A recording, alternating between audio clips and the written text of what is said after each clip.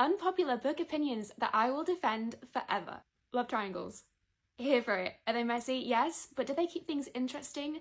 Yes. If a book's entire plot is smut, it is not a romance book, and I honestly don't get to argue about this with anyone. Unpopular bookish opinion. I am so tired of almost every book anymore being part of an interconnected standalone series. I hate self-help books. Like, I hate them. There's probably nothing that anybody can do to make me read one. I hate Kindles, and I just don't understand why someone would want to read on a screen. Too much smut in a book ruins the plot. Especially when you put smut right after a dramatic scene just happened, something very, very important to the plot.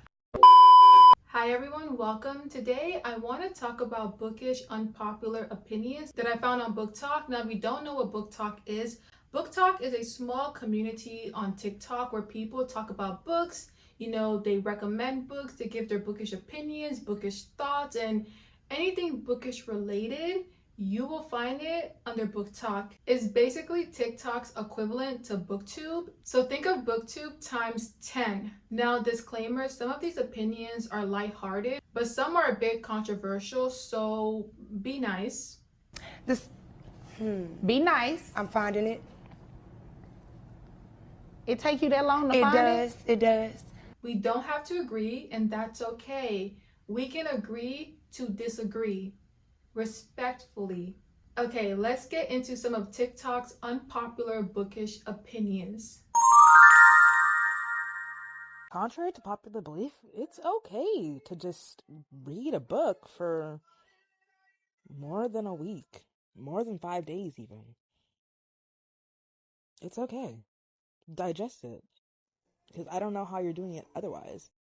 I don't know who you guys are competing with when you're reading. Like, you have people who act like they're competing with other people when it comes to reading. You are not competing with anyone but yourself. If it takes you a day to read a 400-page book, that's amazing. That's great. Now, if it takes you a week, that's also amazing. That's great. You are not competing with anyone but yourself. Take your time, pace yourself. You do not have to read a book in a day to be considered a reader. Like, you will really have people come on the internet and shame people, make fun of them, and make them feel bad for reading a book for a whole week. What that got to do with you? I was playing. That has absolutely nothing to do with you. If I can take a month to read a book. What's it to you? Okay, I didn't think so. It's not your business. Okay, take your time. Some people are slow readers. Some people are fast readers. Some people are middle readers. Like, it does not matter. Take your time, digest it, comprehend it, take it all in. Yeah, that's okay. It's okay. You have people who are out here reading a book in a day, and then the moment they close that book, the moment they shut that book, and you ask them, hey, what was the theme of the book? Or what was the message of the book? They couldn't tell you a thing. They couldn't tell you what the message of the book was. Some of them can't even tell you the main character's name, the main character's mother, father, sister, brother, cousin, auntie, uncle, neighbor. Because they're so confused. They lack comprehension. So take your time. It's okay. Okay? You're not going to get fined. You're not going to get a ticket. No one's coming for you. You'll be okay. Take your time. It's okay. Trust me. Believe me. I got you. Okay. I think it would be amazing in this new year of 2023 if people who have now been on BookTok for a hot second can stop blaming book talkers for their own impulsive actions. No one is holding a gun to your head, forcing you to buy these books. You are the one who was being influenced by a one line in a book, a video clip, someone giving you the juiciest, most scrumptious part of a book, and you're going off to buy it without reading the synopsis, without checking up on the author, without even seeing if the person who recommended it has other recommendations that you align with. So let's just take a minute take some accountability and maybe stop blaming other people for our poor spending habits. I agree. I do think to some degree consumers need to take accountability for their own spending habits. But what we're not going to do is ignore book marketing. There are people who have created entire accounts on platforms like TikTok, YouTube, Instagram to promote books. Their job is to recommend books to people in hope that they will go out and purchase said book. Publishing houses, authors reach out to those creators to push their materials onto customers. Some of them don't even read the books anymore that they're recommending. They're just recommending anything because that's their job. Their job is to recommend. Their job is to influence. So yes, while I do agree that consumers need to take more accountability on where they're getting the recommendations from, who they're shopping from, where they're getting their information from, we cannot ignore the marketing aspect behind book content. We just can't. Not when people are shoving books down our throats 24/7. Okay? 24/7, someone is trying to sell you a book. Someone is trying to sell you a concept. Someone is trying to sell you a feeling, an emotion that a book will give you. And to ignore that, in my opinion, is not fair. Once again, I agree with her. Consumers do need to take more accountability and not just point fingers at everyone. I'm just asking that we look at it from all angles because these publishing houses and content creators are not innocent. But let me know your thoughts and opinions. I saw someone on BookTok say that they skip over long paragraphs, like they just won't read it. Honestly, to each their own, but this is why BookTok gets a bad rep. Because how are you a reader, but you're not reading? Like, why are we treating books like they're assigned readings in the classroom? This is supposed to be voluntary, for fun. Who's doing that? Who's doing that? Come to the front. Come to the front. You're reading, but you're not reading? What the fuck?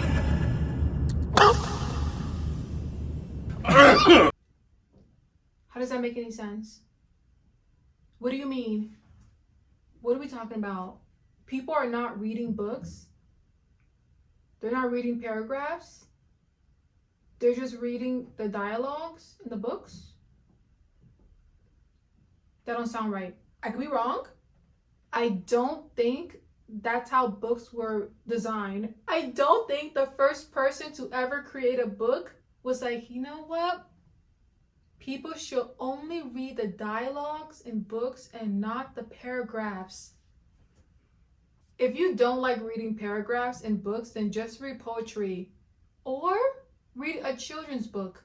Yeah, the words are smaller, the sentences are shorter, and the paragraphs are a little bit. Do that, because what are we talking?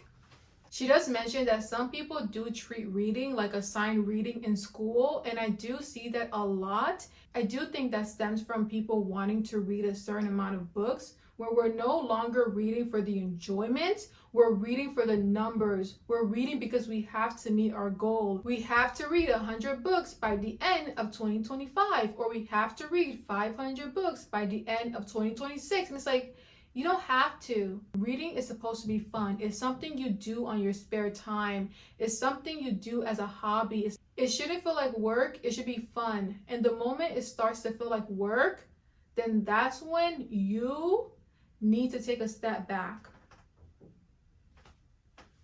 and relax, because something's wrong, in my opinion. I have never once seen someone who reads 100+ books a year belittle someone who reads less than them. On the flip side, I do see people accusing readers who read more of skim reading / not actually reading the books they say they do at least once a week. These people are bringing themselves down with unnecessary comparisons. Just some food for thought. I do find this weird because why are you counting the amount of books that I'm reading? Why do you care? Once again, going back to people making fun of other people for taking an entire week to read one book. Why are you counting the amount of books that I'm reading or not reading? That is none of your business. Why are we turning reading into a competition? It is not a competition. So what? I read 50 books this year. So what? So what? You read 200 books. You want a cookie? You want a sticker? You want a trophy? Like, what's the reason? What was the reason? I will never understand shaming someone for only reading 5 books in 2025 and then flipping it and shaming someone for reading 200 books in 2025. It's not a competition. Read as many books as you like and read as little as you like. That is all up to you. The moment reading becomes this thing where we're all competing and trying to see who reads more, that is when, once again, we need to take a step back. We need to take a step back. Do it with me. Take a step back. And breathe in and breathe out. Because y'all are doing too much. You're doing a little bit too much. Let's bring it back down. Okay? Also, there are multiple reasons as to why someone might not be reading a lot. And there are also multiple reasons as to why someone is reading a lot. Everyone's life is different. Everyone has different schedules. People work. Some people have multiple jobs and don't have the free time to read. Having the time to read is a luxury that some people cannot afford right now because they have to work. There are people who have kids and that gets in the way of them having spare time to read. Then there are people who probably you only have one job, or you don't have any kids, or you don't have any outside responsibilities, and you have the freedom and the luxury to read as many books as you like.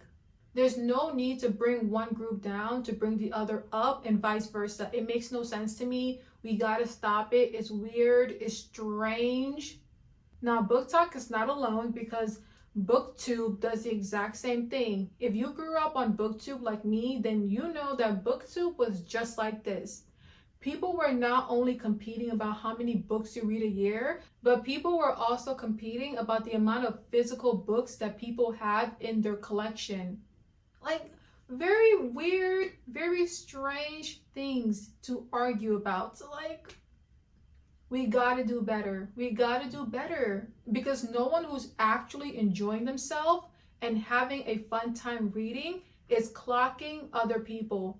Now, I did go off on a bit of a tangent because I wanted to hit all sides of this argument because I hear it so much. But this creator talks specifically about people who doubt or question other people who read a lot of books. My argument still stands. It's none of your business. It is possible to read more than 20 books a year. It is possible. Trust me. I'm going to be quite honest. You couldn't compete with high school me. High school me was reading 200 books a year and proudly. And I remembered everything. So yes, it is possible. Unpopular bookish opinion. I am so tired of almost every book anymore being part of an interconnected standalone series. Just write standalone books sometimes. Not everything needs to be a part of a series. Thank you. The people have spoken. I'm sorry. These series are getting out of hand. You have some authors who have 10 book series. There are 10 books in your series. I'm not doing it. I'm not doing it. I refuse to do it. I'm not doing it. And that is why some people are hesitant to get into some series. Because why do I have to read 10 books to get to get to the good part? I'm not doing it. It's too much. Come on, like, just give us a standalone. Is that too much to ask for? Is that too much?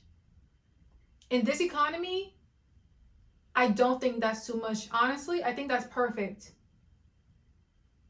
Like, these 5, 10, 15 book series, all these different plots, all these different characters, we're here, we're there, we're everywhere. Like, it's too much. It's too much. By book 5, I'm lost. I'm lost. And I'm not coming back. We're on book 7 and there's still no plot. We're on book 10 and all the characters are dead. Like, what? I'm not doing it. Or we're on book 10 and all the characters are alive. You're telling me that your characters went through 10 different adventures and all 10 characters are still alive? No one died? No one got hurt? No one sustained any lifelong injuries. No one grew. No character development. You're having these long series, but yet we're not seeing any changes. The characters are still making the same mistakes they made in book 1. We're on book 15. It's not making any sense. Oh gosh, they still have the same love interest. They're still pining after the same person they've been pining after since book 1. Like, shall I continue? I could go on. Now, I am coming across as someone who hates series, and I don't, okay? I read all the books in the Throne of Glass series, okay? So I am not coming from Miss Sarah J. Maas, okay? I've also read all the books in her ACOTAR series. So I might be parts of the problem because I read them all, but is it still too much? Absolutely. I can like something and still criticize it. It's possible, you know? Like how I walk and I breathe. It's possible. So yes. And also, I am noticing that people are turning books that once were standalones into series. Like, they're making a part 2. Leave it alone.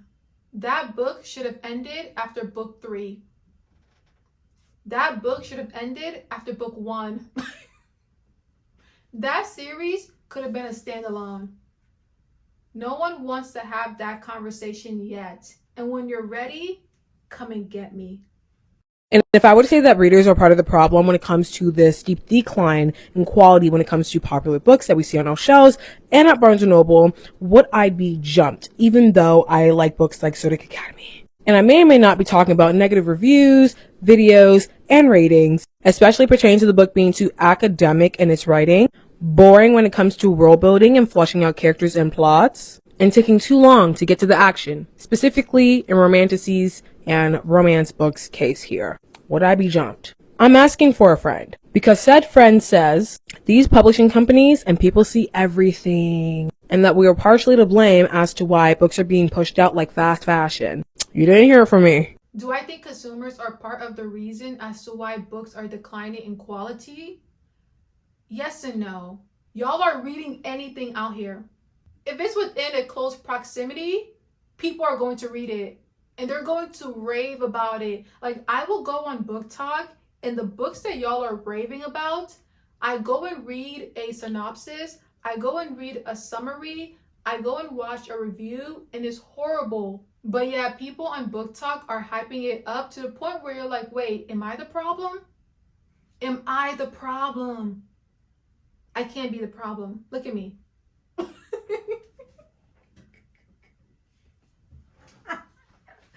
I can't be the problem.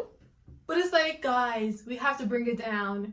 The hype that you guys put on some of these books, it's not worth it. And then the real books, like the ones that are actually good, like it's good, like it's really, really good, it gets no hype, it gets no attention, and then we wonder why we keep getting low quality materials. And I don't want to come for authors because I do know that it's really hard to get your book published, and it's really hard to get people to read your book and to bring eyes and attention to it. So if your book blows up on TikTok, some authors are going to ride that wave until it crashes, and I cannot blame them because I would do the same thing too if I was an author. It's not easy, especially for independent authors, for indie authors. It's not easy out here. It is brutal. So I definitely understand, but we can't complain when we get low quality writing because 9 out of 10 times these authors are writing based off of our likes and dislikes. They're looking at the algorithm and they're looking at the trends on what's in and what's out. Yeah, as an author and a reader showing up to Book Talk pretty recently, and you just look at what's available here, it seems like there's only one type of book here that people want to read. And so what is happening is that writers are responding to all that demand because writers at the end of the day have a very real problem to try and find readers for their books. Writers are just responding to demand signal. The books that people are pushing on BookTok, Bookstagrams, and BookTube ain't cutting it. They're not cutting it. And the only reason why those books exist is because of us. We the consumers, that is what's popular. So guess what? Authors are going to adapt. They're going to feed the algorithm what the algorithm wants. And right now, what people want is low quality reading. They don't want anything that will have you thinking or using your brain. And as harsh as that sounds, that is the truth for some readers. Some people are not aware that they're reading low quality, horrible books because it makes them feel good. So until that changes, until we stop promoting and uplifting and hyping up poorly written books, this is going to be a theme. Okay? More authors are going to print low quality books because they're trying to appease the algorithm. They too want to make money. They too want to make a living. So some of them are going to go against what they believe to make that money because bills need to be paid. It is their job. Their job is to create work. I feel like I'm not making any sense and I'm going off on a tangent, but I feel like this topic is really loaded. There's no one person to blame in this situation. For example, you have to look at the market. Consumers, publishers, authors, there are so many different factors that contribute to why books are so mediocre and why the quality has decreased over the years, as well as why we as consumers are okay with that. But as always, I'm open to hearing what you think. Now, let me make one thing very clear. I am not blaming the decline of books on BookTok. Okay? I am not doing that. Now, is BookTok part of the problem? Absolutely. Is BookTok the only problem? No. But yeah, I can talk about this forever, but let me know your thoughts and opinions on this topic in particular. If a book's entire plot is smut, it is not a romance book, and I honestly don't get to argue about this with anyone. It's even worse when there's a male point of view in the books. Like, it's scary. I don't feel safe. I don't know about other people, but every time I'm reading a book and he goes into the male's point of view, like, I get anxious because I don't know what the heck that man's gonna say. It seems to be an unpopular opinion, but I genuinely don't understand why. Single POV in a romance book slaps sometimes, okay? You could argue with me, but you would be wrong. Now, some of the romance books I did read in the past were more than just smut, but I have not read a romance book in, I want to say 3 to 4 years. So let me know your thoughts and opinions on this. But I do want to give my opinion on the point of view. When I'm reading a romance book, I repeat, I do not want it to be a dual perspective book. I prefer one perspective, and that perspective should be the woman. That's it. I don't care about his perspective. I really don't. And it might sound mean, but I do not care. The only time I will accept a dual perspective romance book is if the other perspective is going to push the plot forward. If his perspective is not pushing the plot forward, we do not need it.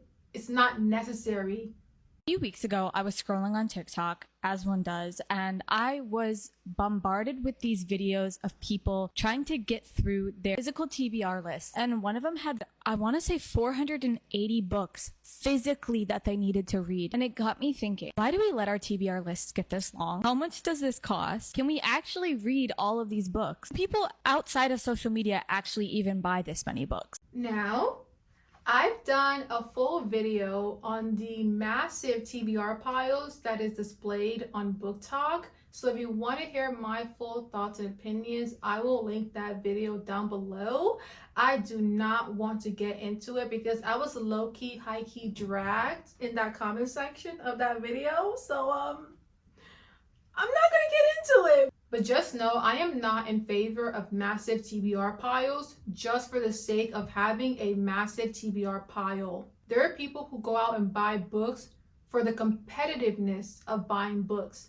They're not buying books because they want to read it. They're not buying books because they plan on reading it. They're buying books because they're simply just collectors who are disguising themselves as readers. If you want to hear my full thoughts and opinions, like I said, I will leave that video linked down below and you can go ahead and watch it. Unpopular book opinions that I will defend forever. Love triangles. Here for it. Are they messy? Yes. But do they keep things interesting? Yes. I will never, ever ever understand love triangles. I just can't get behind love triangles because it's not realistic. There is no way that you can have two people pining after you and you, the person who is being pined after, deep down in your soul, don't know who you prefer more. It's not possible. It makes no sense. I do not enjoy it. I have nothing nice to say. If a book have a love triangle, I'll read it if the plot is really good. Like, the plot has to be so good. Like, oh my gosh. The characters have to be amazing. Okay? The characters all have to be amazing. All three characters in the love triangle have to be written properly. You can't write one character horribly because you're trying to persuade the reader to favor the other love interest. I hate when authors do that because it's so clear that they're trying to persuade you. And it's like, as a reader, I am not dumb. I have thoughts and opinions for myself. Yes, you are the author. Yes, these are your characters, but I also have thoughts and opinions. I can come up with my own conclusion on characters. I do not need your help. And that's the problem that I have with love triangles because they're almost never done properly. The author is always trying to persuade the readers, and I'm not here for it. Do not spoon feed me. I am not a baby. I'm an adult. Okay? If I was grown enough to go to the bookstore and buy your book and open it and read it, I am grown enough to know which character I like the most. I don't need you, the author, to tell me. Thank you. Oh, this is gonna be a hard video to edit. Oh my God.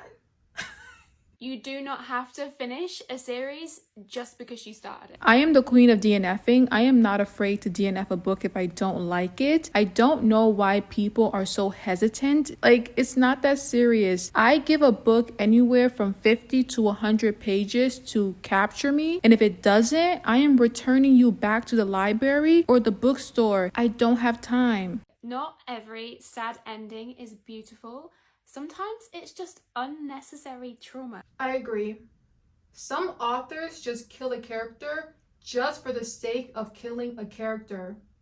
Some authors inflict unnecessary trauma on their characters just to get emotion out of the readers.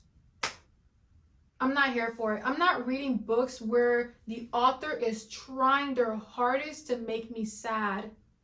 It should not be that hard. If you're really good at your job, if you're a great writer, you do not need to kill off all your characters to make me sad.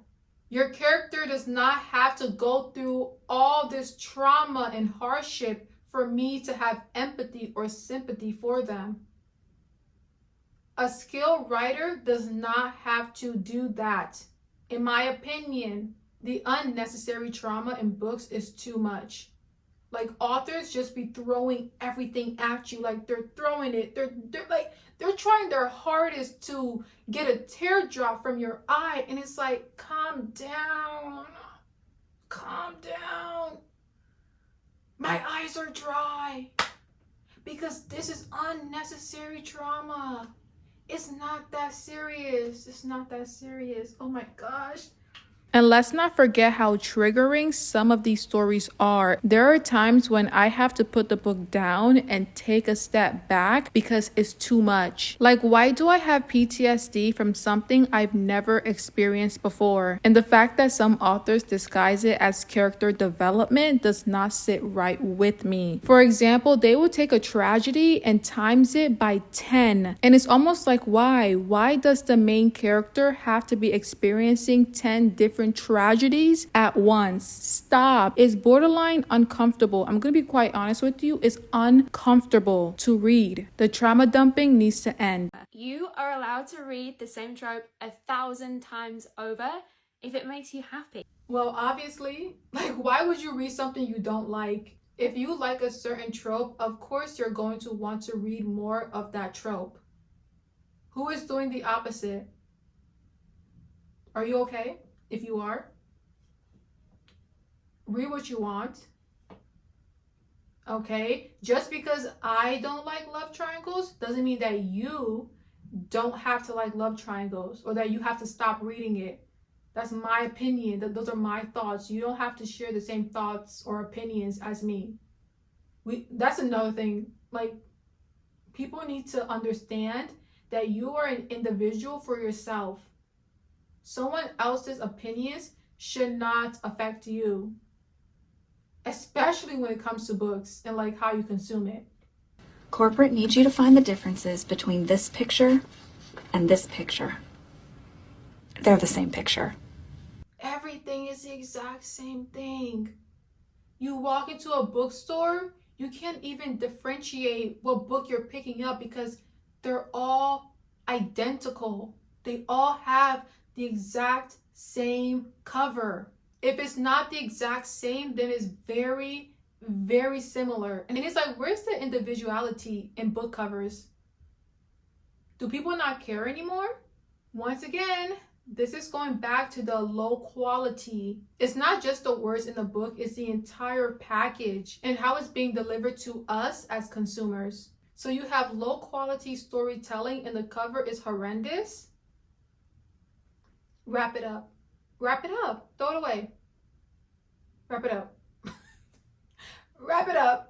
I don't know who started this trend, but it's time to give it up. It's giving lackluster and it's boring. I don't feel compelled to buy any of these books. I am hardcore judging all of these books by their covers because the covers are horrible. Whoever came up with this marketing tactic needs to be demoted immediately. I will never get tired of a broken villain finding redemption. It hits every single time. The only villain, in my opinion, that had the best redemption arc, oh my god, like, this redemption arc needs to be studied in college. That's how good it is. The best redemption arc ever.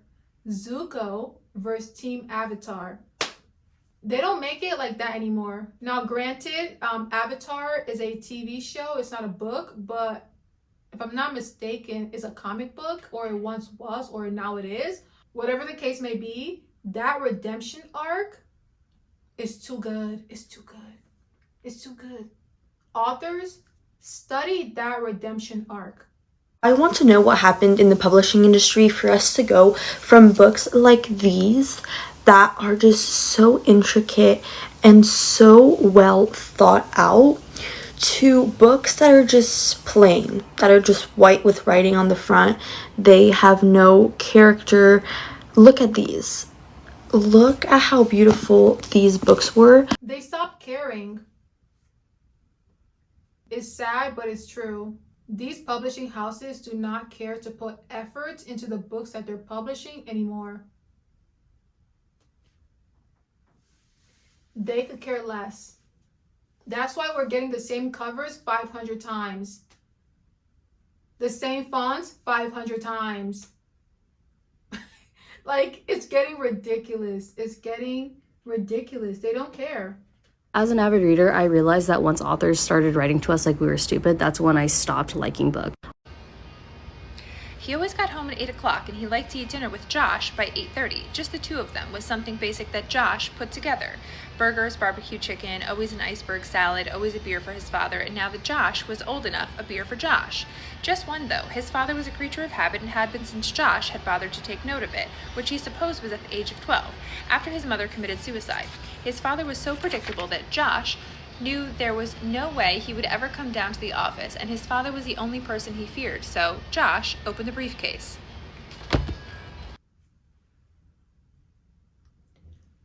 Do I need to say anything? That is a perfect illustration of today's books. Not only did she say Josh 7 times in the same paragraph, but she told us exactly what Josh was doing, what he was thinking, while still narrating the story to us. Like, they think we're dumb. Because the way that they spoon feed us information is ridiculous. Do y'all remember the days when authors trusted their readers to put things together themselves? The days where authors did not spoon feed us information and allowed us to use our brains? Yeah. Those were the good old days. Let's bring it back. No one cares anymore. People stop caring. And until we demand change as consumers, This is going to continue to happen. We are going to have more books published like that one. But yeah, guys, that'll be it for today. Let me know if you want a part 2, because I have a lot of unpopular bookish opinions saved on my iPad. Like, there's a lot. There's a lot. Okay? BookTok is a little bit problematic, as you can see. But let me know your thoughts and opinions. Let me know some of your unpopular bookish opinions, and I'll see you in my next one. Bye.